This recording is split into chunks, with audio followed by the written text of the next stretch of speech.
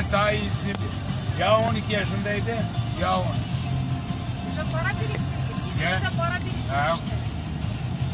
İleriki yaşlarda zorluk çekmesin diye. Sen para biriktirmezsen ki onu bizde var deyip de sat arsayı çık mesela şeye.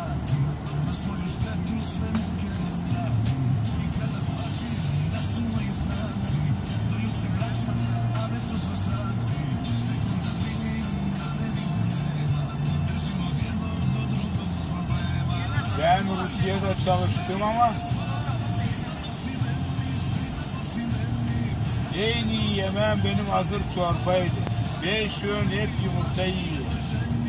Alem gibi acemi. Nazif enişten o biraz bol giderdi. Olmadı işte. Trigudini ve şetam ne mücadele sabire korktu.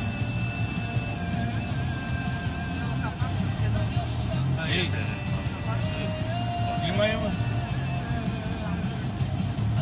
Ne yapmamız? Canlı yayın, dil onurten. Tamam işte kapat yeniden kapat. Sizin de